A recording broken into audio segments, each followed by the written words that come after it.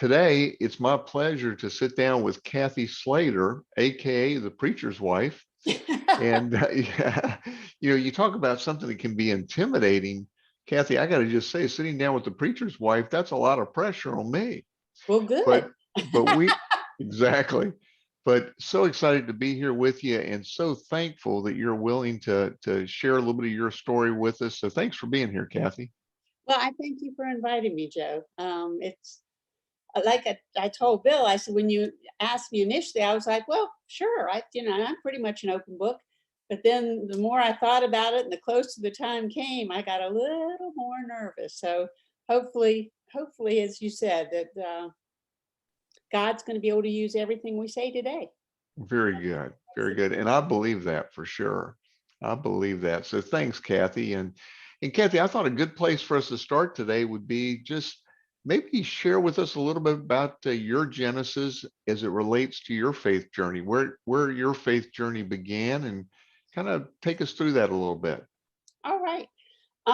Well, Bill seems to find great humor in the fact that I was christened Episcopalian, I was confirmed Methodist, and then I was dunked Baptist. Wow. So I went through just about, did not mess with Catholicism, but hit all the other biggies.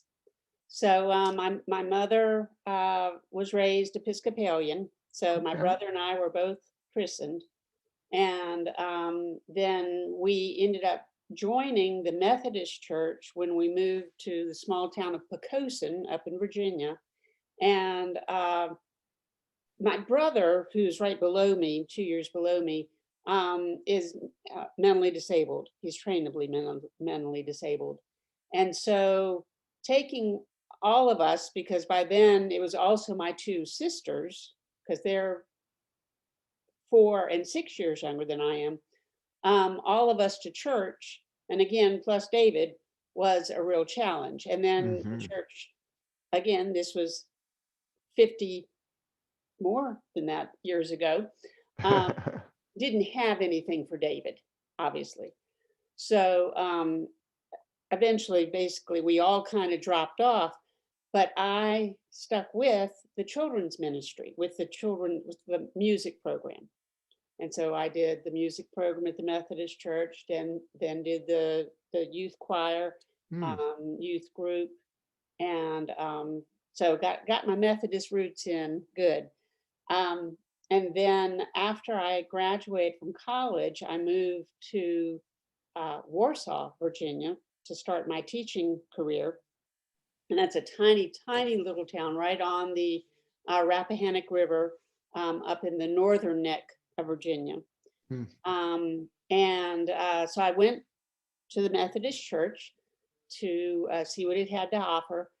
And I just sat there with my mouth on the floor. I'd never heard hellfire and brimstone from a Methodist pulpit ever. So thankfully, my landlords went to the Baptist church, and they said, "Well, listen, you just need to come over and visit with us.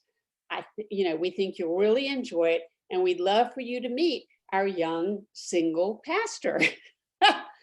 And so the rest of it's really history. I started there around Labor Day, Hmm.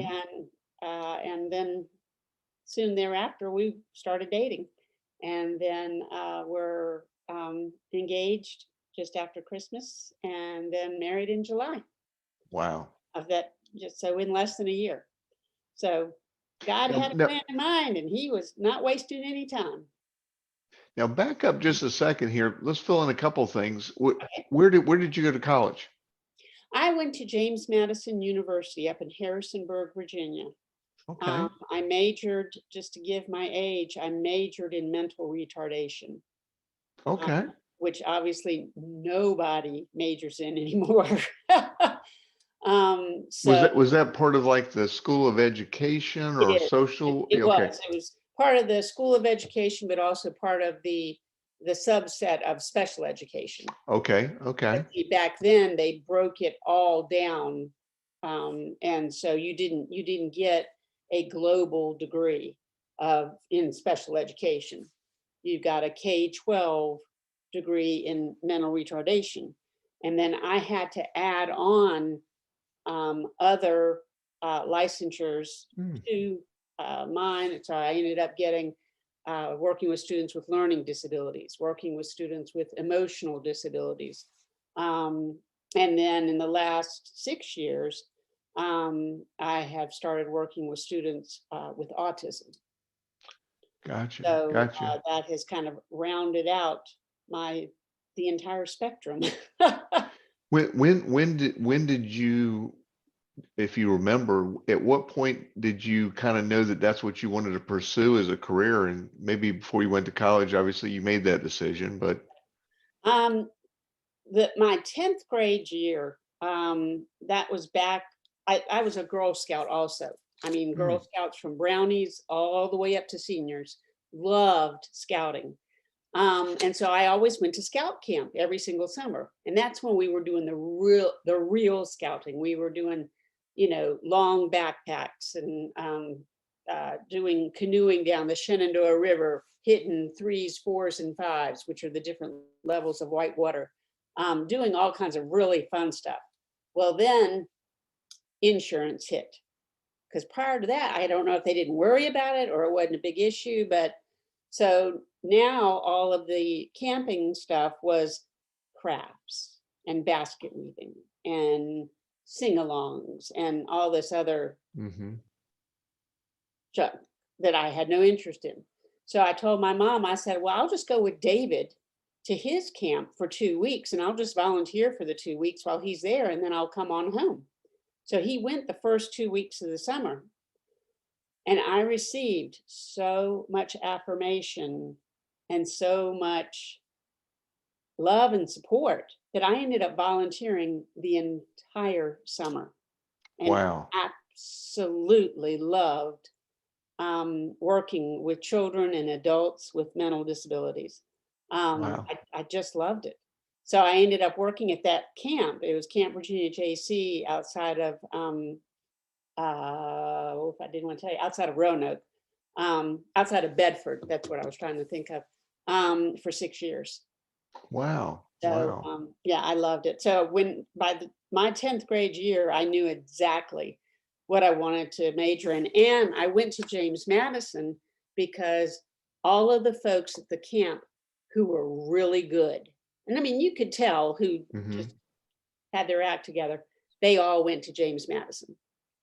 So that's why I had decided, which was a big deal for me because nobody in my hometown had been accepted to JMU in 5 years. Wow. I don't know what was going on, if it was something about a quota issue or whatever. So for me to get in honors admission in October, to me was definitely God's way of saying, okay, this is what I want you to be doing. Yeah. So it was pretty exciting.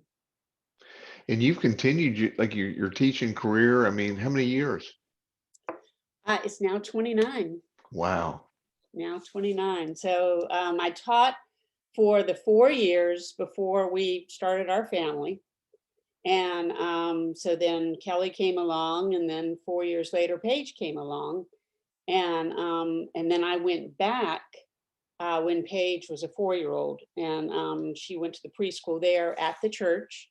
And the school was right behind the church. So I took off about 8 years when the girls were little, and I've been teaching ever since. And Wow. then when we moved to North Carolina, that's when I had to start working towards my 25 years because North Carolina retirement is your time in North Carolina, not Right. Virginia. Right. Gotcha. So you and Bill meet and get married when you're in Warsaw. We did, we And did, then but we got married in the Methodist church down in Pocosin by the Baptist. Well, he was the uh, oh, it was Dr. Burhans from University of Richmond.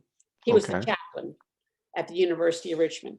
And so he drove down to the Methodist Church in Pocosin and married us.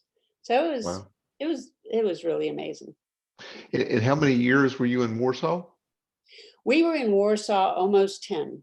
Almost Oh, 10 probably years. right at 10, because Bill went there in 80, I guess. I was there in 84, and then we left when Kelly was born in 88, and then we left when she was 2. She turned 3 in Marion. So we left right before she turned 3. So both girls were born while you guys were in Warsaw. No, actually, Paige was born, because the girls are 3.5 years apart. Okay. Paige was born a year, not even a year, after we moved to Marion. Marion. Okay. And actually, Bryant and Lisa were the first ones to babysit for us. And they hadn't been there that long when, but they ended up having to help out while I was doing something. I don't remember what it was, but it was Bryant's first diaper change. Wow. It was with my Wow. Paige. Wow. Looking back on your time in Warsaw and being, young couple, then a young family, anything stand out at you that was what you might consider a key formative faith experience that came out of that time, or anything particularly, just was there anything significant, and maybe not, but just anything you recollect that looking back on now, I think significant? more than anything, it was just how incredibly blessed we were, because we were in a parsonage at that point. The parsonage had been built in 1920. They had taken beautiful care of it. It had all these beautiful hardwood floors, 10-foot ceilings, no storage. So we had to use the Mhm. old baptistry as our attic. Um, Wow, It's- that's yeah, crazy. it was crazy, but we shared a driveway with the church. Um, and not that I would have wanted to have done that later on when we were married, but when we were first married, it was just, I thought it was just absolutely wonderful. Hmm. We just, that church, and it's still so dear to our hearts. It's Hmm. they were just so supportive. They'd never had a pastor's wife who worked full time. And but they were very influential in helping me figure out what my role was going to be as Oh, a minister's wife. And that's really where I started kind of my mantra, which I've had for now 37 years, that I don't really see myself as a preacher's wife. hmm, I see myself as Bill's wife. And that my role has always been to support him, um, for who he is, rather than as the preacher minister, because he's got staff to do that, or he has staff now. He didn't in Warsaw. In Warsaw, is he, himself, and him. But so yeah, that's Warsaw really helped me establish myself hmm, as, because my gifts did not lie in being head of the WMU, in, doing all of the vacation Bible school stuff, in decorating the sanctuary for da da da da, all of these things everybody else had gifts for. So it just didn't make any sense for me to try and wear that many hats. hmm, Um, so that was just something we really established early on, was what hats I was comfortable wearing. And it's been great. yeah. It's Wow. worked. Wow. So from Warsaw, you go to Marion. How long were you in Marion? We were in Marion 9 years, because we moved there in 91, and we left there in 2000. So Marion for me was probably the hardest place to leave, because I was home for 8 years. while I was there. My children were little there. All of my friends' children were little there. Lisa and Bryant's girls were little there. It was just a time in all of our lives where we had the time to be friends, and we had Hmm. the time to develop relationships. And there wasn't all the cell phone stuff, and there wasn't all the computer stuff and the YouTube stuff and all that. You had time to focus on what was important. And when we left Marion, for me, it was really like my soul was being pulled out of me, because it was just such a special time in our lives. So Marion is still very dear to my heart. Yeah. Yeah. Wow. And then, so I guess the girls probably do high school. At least Kelly's probably in high school before you leave Marion, right? No, Kelly, we left Marion when Kelly was 5 years old. I mean, excuse me, in fifth grade. I knew there Fifth was a grade. five Okay. somewhere. She was Okay. in fifth grade when we left. Okay. And so she did middle school and high school in High Point. Okay. And then Paige did the end of elementary and middle school in High Point. Gotcha. And then when we moved here, Paige started ninth grade. And That's right. the girls and I actually stayed a year after Bill came here so that Kelly could graduate I from remember. High Point. Right. Yeah. So how long were y'all in High Point? After you were in Marion for 9 years, then you go to High Point for how long? Yeah, High Point, we were only there about 6 years. Okay. That's been our shortest um, uh, stay anywhere. Mm-hmm. Um, and it was hard. It's just a different city to live in, because with the market, you've got the market in April and you've got the market in October, and the city literally doubles. When Uh, you say the market, you're talking about the furniture market, yes, I apologize. Yes, right? the Uh-huh. furniture market, the international furniture market. Mm-hmm. So, and it was also a city where you had your lower class, and I hate to say lower class, but your citizens who had more needs. And then you had your folks who were in private schools and all kinds of stuff. There were not a lot of middle income families. Mm. And you saw that in the schools. You saw it everywhere. So that made it difficult. But I ended up helping out a friend who everybody just kind of said was quirky. And I said, well, no, he's autistic. And but he was literally my age. We were a week apart in an age. And it took us about 2 or 3, well, almost 3 years. But before we left, or as we were leaving, let me rephrase that, we were able to officially have him diagnosed as autistic.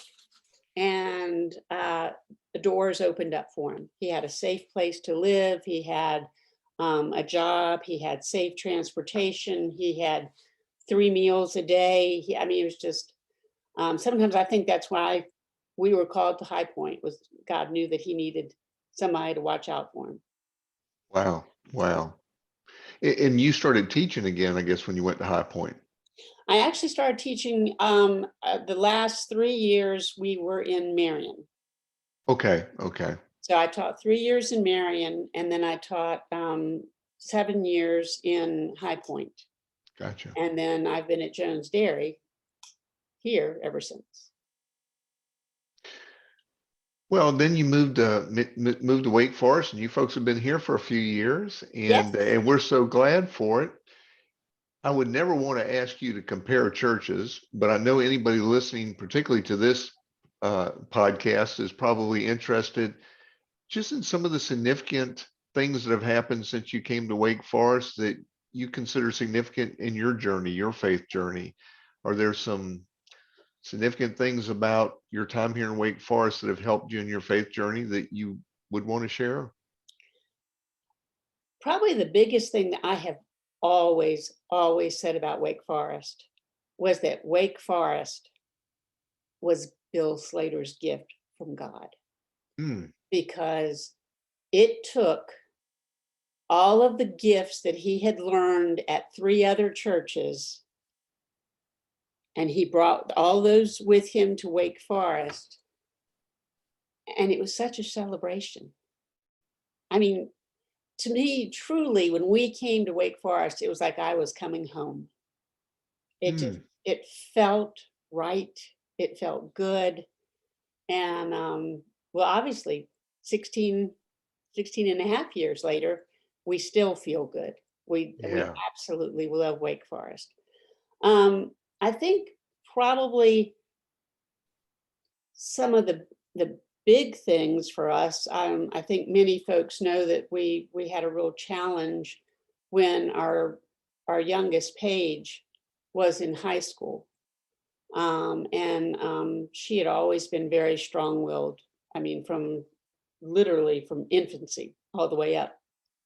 And her junior year, uh, things just kind of went over the edge. And so we ended up having to send her to a wilderness camp for 56 days.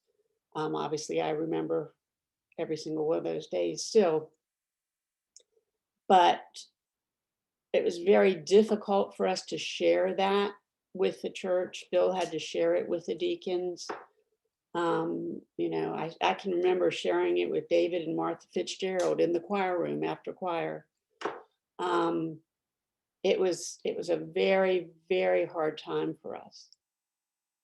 But so many people, once they knew, because again, we were being somewhat private about it, were so supportive and prayed with us. I just can't tell you. I knitted her a prayer lap blanket that I spent the whole 56 days working on. Um, but it was not only my prayers that went into that blanket, but so many other prayers that went into Mm, that blanket as well. And it was just, and then to come to the other side of it and look where she is now, I still consider the whole thing a miracle. And she still thanks us that we took that leap of faith, because that's what it was a major leap of faith, to give our daughter to someone else. And mhm. it was tough.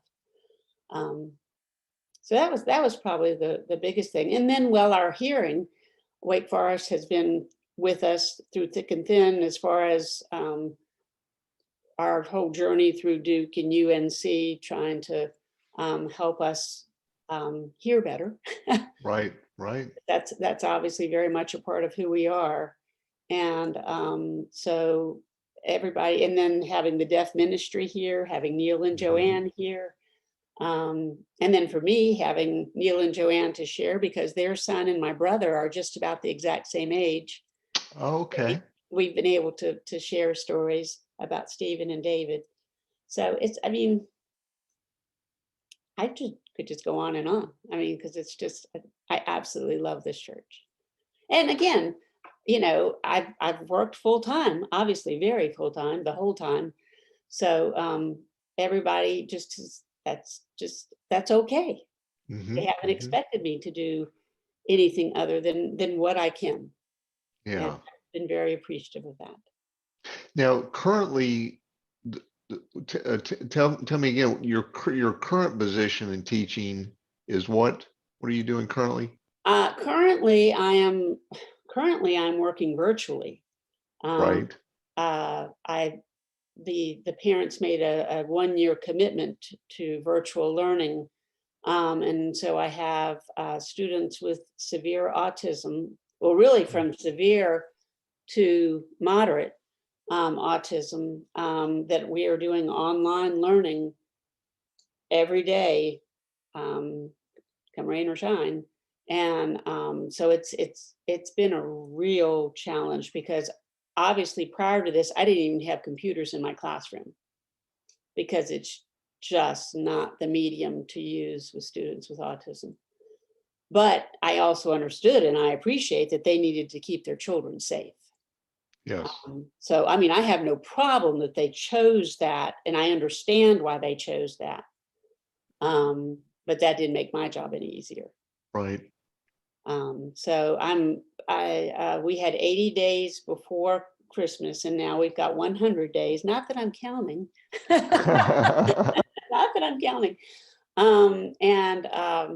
So my prayer is that next year we can go back face to face, Yeah. because that's Yeah.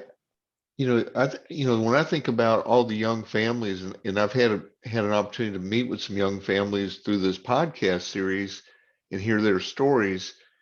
Virtual learning has been a real challenge, obviously, for young families, but working with people with special needs, I imagine it's really difficult. well, Like you it said, is, because for the most part, I feel like I'm teaching their parents, right? because their parents have to be there every minute of every lesson. Yeah, Because my kiddos, it's just not going to happen any other way. yeah. And so, I mean, they sit there from 8:45 until 12 o'clock every day. They had to rearrange their work schedules. And so come 12 o'clock, they're all getting online with their work environments to work. So it's been a real commitment for everybody. It's so hopefully it's going to pay off. I hope and pray. Um, I know that I know that work is challenging no matter what people do. You certainly do a type of work that I think of as being very challenging. But talk a little bit about the blessings you get from the work that you do. I, as hard as it is, I still can't imagine doing anything else. Hmm. This is where my heart is. Actually, 6 years ago, when the position became available at Jones Dairy, previously I had done what we call CCR, which is working with students in the resource setting who just needed extra help with reading, writing, or math. Hmm. These kids were standard course of study kids. They were all going to get diplomas. I mean, they were absolutely wonderful. I absolutely loved my kids. But my heart has always been with the self-contained kids, the kids who had the more significant needs. And maybe again, that's coming, from my brother. Um, but so when this position became available, I jumped at it, because that was where I wanted to be. But but it's funny, you don't know what you don't know. Hmm.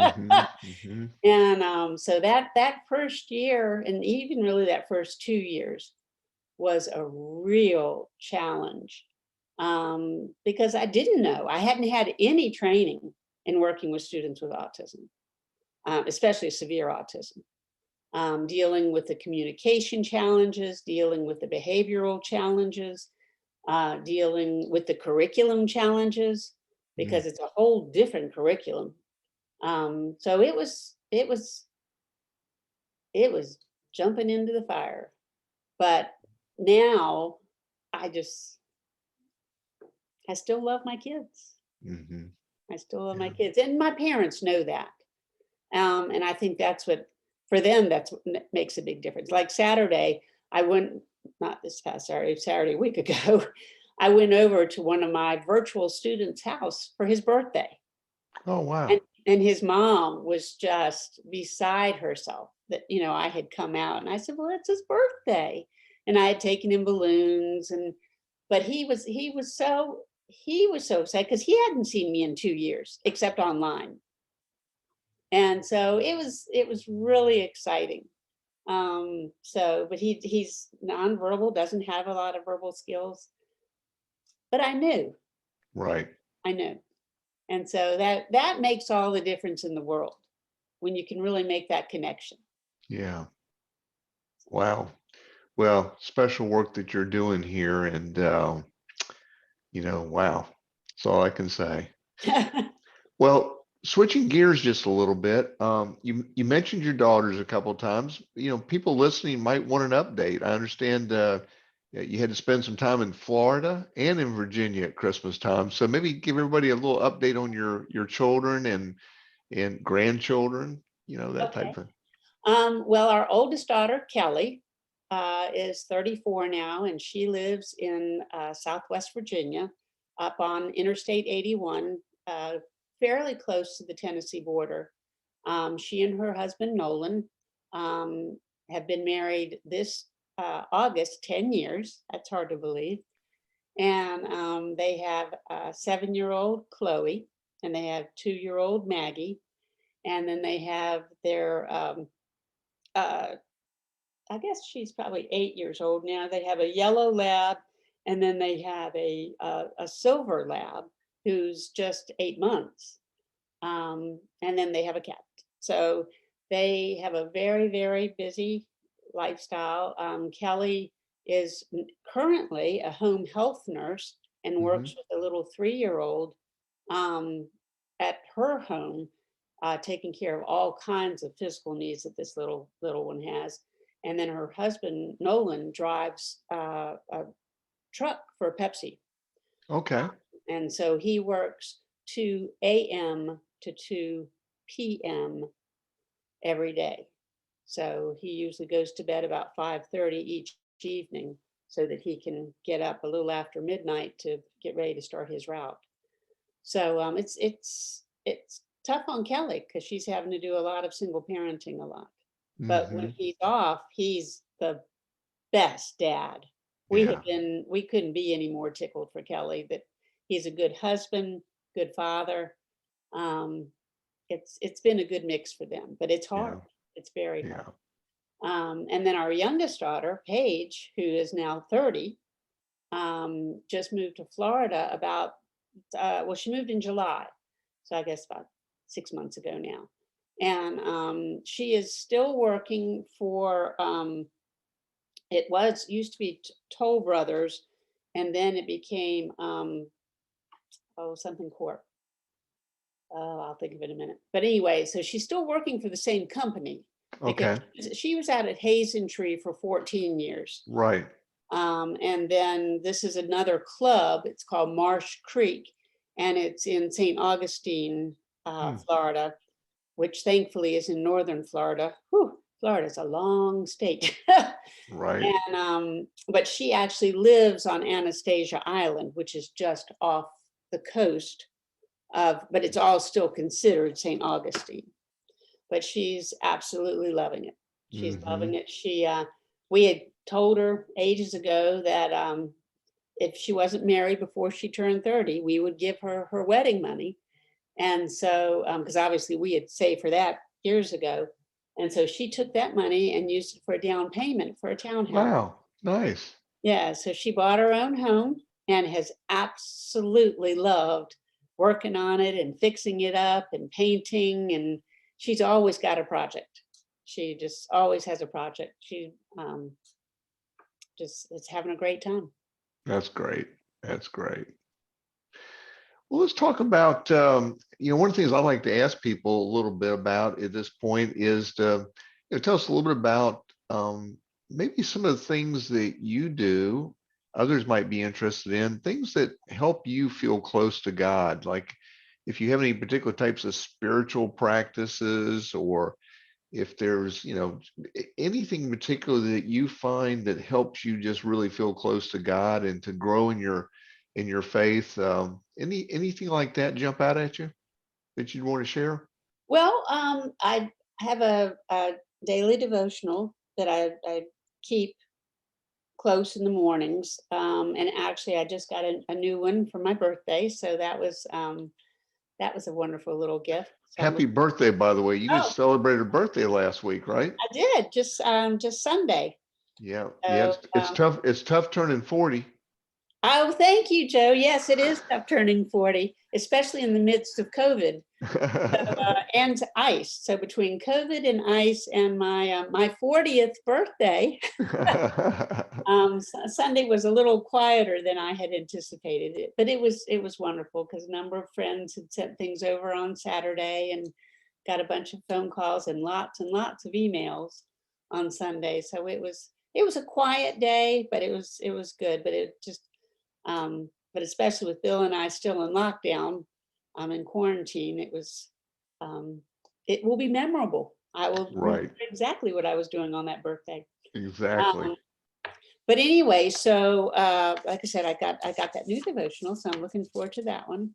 And my biggest thing, and I think that's why I've always been a part of the choir.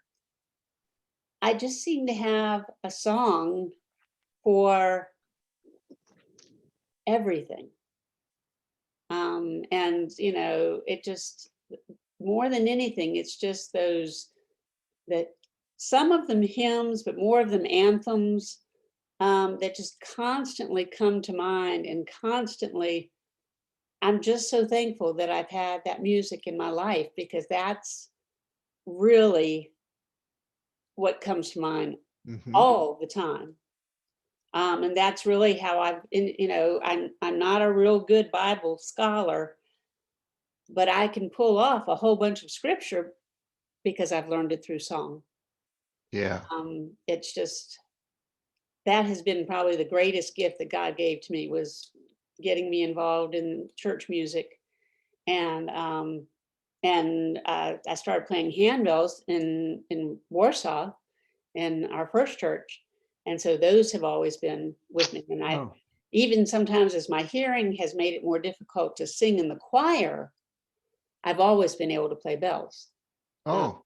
or at least play bells my way. I'm not sure that Bryant would always say play bells, but anyway. But I do enjoy it, and it's Yeah. a wonderful way, just a beautiful way to make music. Yeah. Yeah.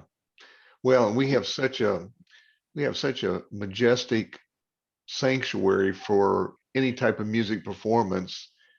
You already feel close to God, but then when you add, the quality of music that we have, it really, I don't participate in any of it other than being an observer, listener, but it is an experience we look forward to every week. It does bring us closer to God for sure. We're very blessed to have our music ministry and to have the facilities that we have. We are. We are. How about switching gears again? What does Kathy like to do for fun? Well, I like to do the usuals. I love to take walks, and I love to hike, and I used to do a lot of biking. We haven't done as much biking since we came here, but when we were in Southwest Virginia, we loved to bike, and we would go ride a bunch of the trails and that kind of thing. Um, Probably an oddity for me that not many people would know is that I do tend to more like I guess the soft sci-fi. I guess that's the way I would put it. I like to do.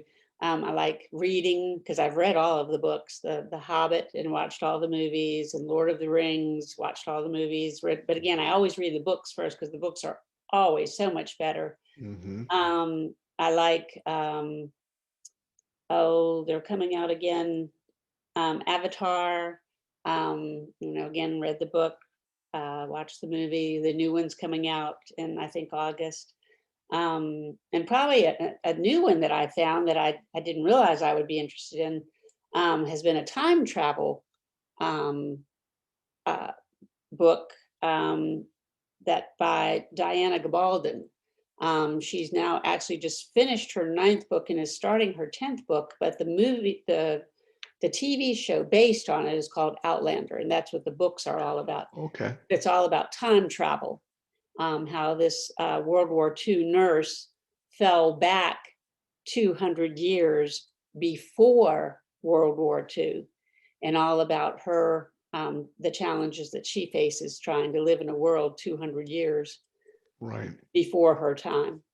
So I just, something I've just always enjoyed. And, part of it was probably growing up on Star Wars, because Right. I'm that generation that grew up on Star Wars. And so I've always loved Star Wars. And then as my girls were growing up, that's when all the Harry Potter books were coming out. Hmm. Hmm. So I've always enjoyed all that kind of stuff. That's neat. That's neat. Well, what else should I be asking you before we wrap up here? Is there something else or another area that we should talk about or that you'd like to talk about just related to, you and your faith journey and your life? Anything else that maybe I haven't touched on that you'd like to talk about? Um, Sitting here trying to look back at my notes. Um, well, I think more than anything, and I think people would definitely understand this. I am who I am because of God, but I'm also who I am because of Bill Slater. Hmm. I think more than anything, I mean, I know God blessed me when He got us together, but there's not anybody else I would ever have wanted to marry. And Okay. I think that's just, I feel very blessed. It's, one of the infamous internet things floating around is that the average length of marriage these days is 8 years. And I'm like, what? And, we're sitting here getting ready to celebrate our 37th in July. Wow. So I feel very, very blessed to have been his partner. Mm. Because we've definitely had our ups and downs.